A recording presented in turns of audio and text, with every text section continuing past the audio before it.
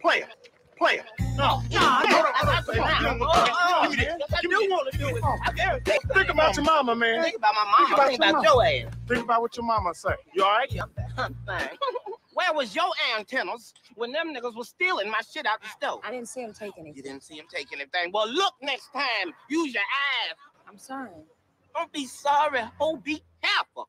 Lord, gee, Katt Williams set the internet on fire during his recent interview on Club Shay Shay hosted by Shannon Sharp. No one could have predicted what Katt was going to say, let alone the rippling effect that it had across the industry in Black Hollywood. What's up, family? Welcome back. This is the Said What I Said show, and I'm your host, of course, Thatbaldbrutha. For those of you who may not be familiar with Katt Williams, he's a comedian actor who's most notably known for his iconic character as Money Mike in Friday After Next. As a comedian, Katt Williams has always been an advocate for what I consider conscious comedy.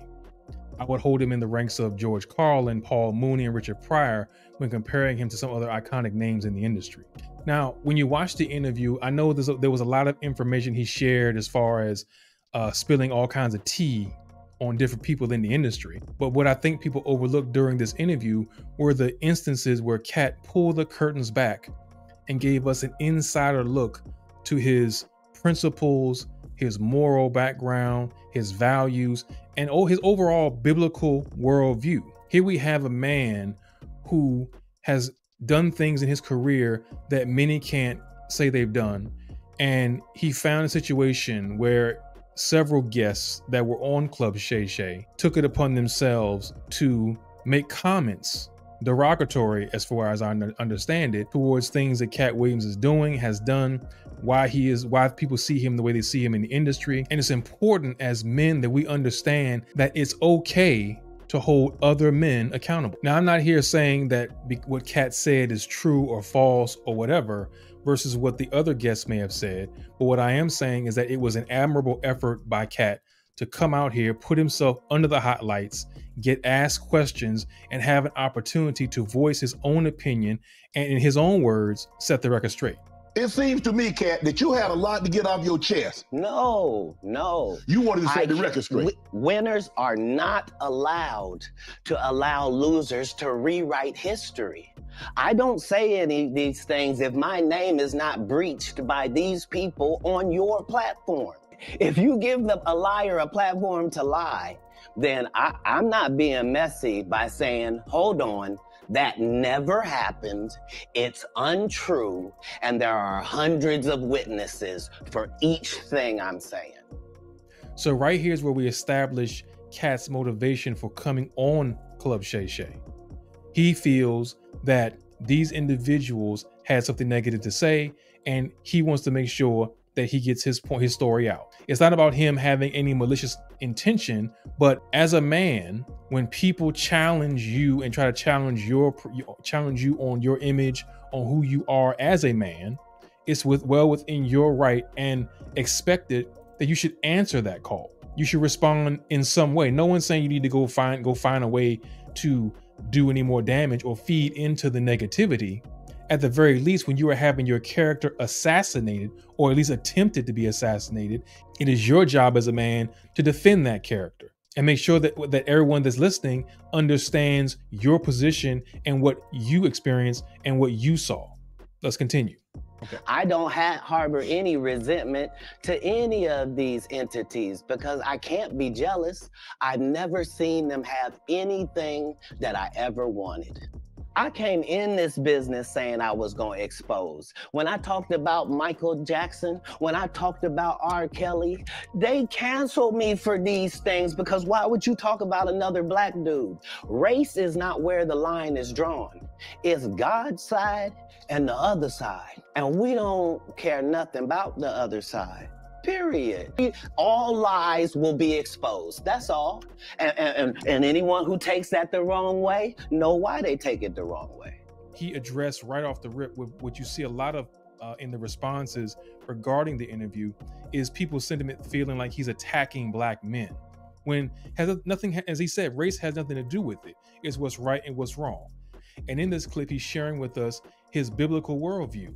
that he is on God's side and he views as what they're doing and what the kind of behavior they have going on as being the other side. And he has no problem sharing that information, even at his own detriment. He referenced the fact that when he talked about Michael Jackson, R. Kelly, how he was canceled for talking about those individuals and the fallout he got as a result of that. But he, obviously standing 10 toes down, has made it clear that he's not going to allow his cancellation to get in the way of him telling the truth. And as someone who's been a fan of Katt Williams for a long time, I have watched a lot of his comedy specials and have seen the masterful way that he interweaves truth, information, and worldviews into his comedy. He makes a point of letting us know that he knows things and has no problem sharing them with the rest of us. But you got to be paying attention and reading between the lines on some of these things to actually catch the nuance. Have we heard of a comedian that came to LA and in his first year in LA, he had his own sitcom on network television and had his own movie called Soul Plane that he was leading? No, we've never heard of that before that person or since that person. What do you think a plant is? Maybe people don't understand the definitions of these words. And I hate to seem like a petty individual for picking apart lies, but Jussie Smollett gonna keep lying until you say we don't believe you. Like, it's important in the checks and balances of the universe that liars not get to make complete narratives for themselves. Are you not afraid about being blackballed again? These are some power people. What do you mean again? These people are not powerful. Satan can't create anything. That includes blessings for his people. That's why, you know what the #1 job of somebody that sold their soul in Hollywood is? What? Is to act like it didn't happen. They all do the same job. It's a cabal. It's a consortium. They rock with who they rock with and they don't with who they don't. But I'm not scared of being the competition any more than you were when you lined up across from a superior team. Yeah, on paper, they're a better team. Right. They have all the assets and resources and we don't. But let us get on the line, boy, and see if that factors in. I guarantee you it won't. Wow. I found it very interesting when he mentioned about Satan and how he can't create blessings for his people. It reminded me of other scriptures that I read where you see the devil asking for permission to do something, specifically referring to the book of Job, where Satan asks God to release his covering over Job so that he, Satan, could test him. So even in that, it displays the power that God still has over him, even though he was cast out of heaven, that he still has to come and get permission to have any effect on humans. People that did the craft, they raised me. I was touring with Steve Marmel and Richard Jenny, a real journeyman. Mm-hmm. So my comedy upbringing was standard. I thought you had to work all night, every night, all around the country, and you had to write jokes, and that you were trying to write jokes that other people weren't writing, and that your job was to be funnier. Like, people that know me will tell you I've been on this. I appreciate what competition does for sports and for my particular sport, and comedy is a sport. So here we learn the importance of having a strong work ethic and working hard to get things done. Katt explains how he started out at 13, 14 years old, touring with other comedians and learned from some great individuals on what it takes to be a comedian. It's not just something you just kind of throw things together. And he learned very quickly that in order to give the audience what they need, he has to go above and beyond what's expected. He has to write better jokes every time. He has to get in the habit of trying to think on his feet and figure things out a lot faster than most. And these are qualities that are vitally important, again, as men, is that you understand what kind of work ethic is needed if you want to find success in this life. You can't shortcut. You can't try to skip over the fence or figure out a way around. There's not always a back door to go through. Sometimes you have to go through the process, go through the journey to get where you want to get to. And you're going to spend more time trying to find shortcuts that are going to lead you to nowhere. Whereas if you just stuck to the true path and worked hard and pushed through, you would find success, and it would be a more fruitful success because you would have earned it legitimately. When it came to, because I didn't want to do any of it. I know you didn't want to, but once she took it there, Did you feel that you had to go there? Oh, you Go could've- where? You could have said, Wanda, I didn't come here for that. I just want to do the interview. I just want to talk about what happened. Oh, you misunderstand my job. My job is to be funny. My job is to be funny first. My first job is to be funny. My second job is to be respectful. My third job is to be immaculate and Gaza strip it. Evidently touch over here. And I won't stop burning you down until there ain't nothing left. It'll literally be rubble on top of rubble and I'll still be bombing. Why? Because that's why you should mind your business. This is what F around and find out is about. Right.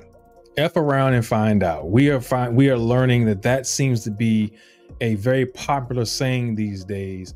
And here in his example is another opportunity for us to see that there are ways to address adversity, animosity that you may face that doesn't require you necessarily having to put your paws on somebody.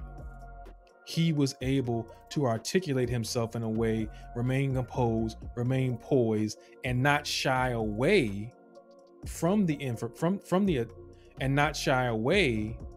attack. He remained poised, he remained composed, and he got through the interview regardless where other people would have got up and walked out. He stayed because he wanted to make a point. His point that you can't shake me, you can't knock me off my box, even with your petty antic. And even further, now that you want to go there, I'm gonna take you all the way there and get you, and you're gonna be roasted Katt Williams style.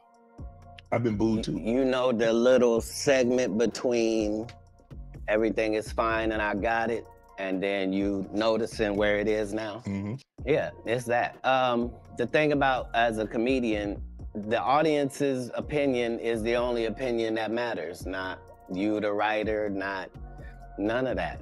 And so I don't think any comedian has ever been booed unnecessarily either. What do they say when a guy shoots the air ball in the NBA? They say air ball to make sure everybody knows. But again, he still got to get back on D. Right. Like the game didn't end. He don't get to throw his hands up and sulk. Right. That's supposed to be used as a learning experience. No matter what you're doing in life, you are going to face moments in time during that process where you're going to face mistakes that are made. There are going to be lessons you have to learn. You're going to have to pivot and adjust and move forward. The importance of this clip is in him expressing the fact that you cannot stay there. You're going to have moments where you feel like, you know what, all right, I made a mistake, or I missed that shot, or I didn't get that right, but you can't stop playing the game. The game doesn't end because you made a mistake. You got to figure it out, get up, pivot, and make another go at it. Try a different angle. Recognizing that this is a process is one of the most important things you can do for yourself, and it helps with your mental sanity because you understand that you're not failing at anything, you're making mistakes along the way. And every mistake that you make is something you can check off saying, okay, I tried that didn't work. Let's try something else. It forces you to think on your feet, adapt, and go forward. The whole time I wanted to be married, I had kids, so I had to try to fill my wife's place before she got there. Right. So I'm already got kids without a mother, but so now I got to be doing laundry. I'm washing dishes. I'm reading stories. I'm having to nurture. I'm having to do all of this, and I got to the point where I didn't need the wife. I'm doing it, and we're doing it, and I'm not replacing a woman in their lives. I'm letting them see that that's just the only thing that we don't have. And it was easier for me to do that because you have to understand that all of the kids I'm raising at this point, they have fathers. You see? They have a mother. You see? I'm a different person. I'm raising you. And so that needs to be done with the other respect for the others that put work in as well. So yeah, as kids, I really just tried to teach the things that can't be bought, your integrity, trying to live your life in a way that you yourself could be proud of if you had to look back on it. I didn't do very good at leading by example, but behind the scenes, that's never what I was pushing. They understood that because of my stance, there was a certain thing that would come my way. And so accountability and responsibility is part of what you're teaching. Is that basically in raising kids, you're just trying to give them a better manual and an outline of how life works than your parents gave you. The great thing about this clip is we get an inside look at how Katt views raising his children and the importance that he stresses about having responsibility and accountability. And as parents, it's our job to give our children an outline or framework of how to navigate this life in this world as it is today, based on our own experiences, merged with what we learned from our parents who are doing the very same thing. I think the point he's trying to make here and stresses is that there is no one way to raise a child. There is no one book, one rule, one set of rules to follow. You have to adapt your teaching and how you raise a child to the environment that you're in at the time, and also the societal climate that you're raising the child in, because everything changes. And the way we were raised coming up versus the way these kids are being raised now, being born with a phone as a third appendage, is a whole nother ball game and requires a different level of approach as a parent. If there's one thing you can take away from me as a person, whether you like me or you don't, if you take this from me, you will be a better person. If you decide today that you're gonna live every day like it's your last for real, which means have a conversation with yourself every night that, okay, that was it. May not be no more after that. And really count yourself every day like this could have been it. If you can do that, it'll change your life. You'll really start making decisions and living your life like this all you got, just this one day. And right here, this is some very good advice to live by. It is challenging, I must admit, because I try to impart it into my own life, but living each day as if it's your last day. And I think what he's trying to say in essence is that you need to treat everything you're doing in that 24 hours as though it's your last 24 hours. So meaning, if you're going to start a project, if you're going to do something, if you're going to move that needle in the right direction, don't let the belief that tomorrow is coming prevent you from doing that. Every day that you move, every 24 hours you're given, you should be maximizing those hours as best you can. And that doesn't mean busting your ass working for somebody else to make sure their pockets get full. You need to be making moves that are going to ensure that you're doing something towards your goals. I know you have dreams, I know you have aspirations, but if you're not moving in the direction to get those fulfilled and spending all your time making sure somebody else is taken care of, as far as filling their pockets up, you're wasting your life. Get your priorities in order and understand that tomorrow's not promised. And the more you start acting like that, you're going to start seeing things shift and change in your life in the right direction, and you're going to start seeing your goals get achieved, because once you believe that that's all you have is what you have right now, it shifts your perspective on life. It shifts your perspective on the now, because you realize I may not be here in a moment. So I better do everything I can do today to make sure that I'm good.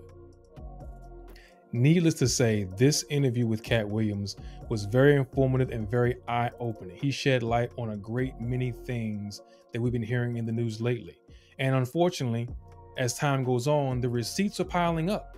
Now, is it true what Katt said at the beginning, that all lies are going to come out in 2024?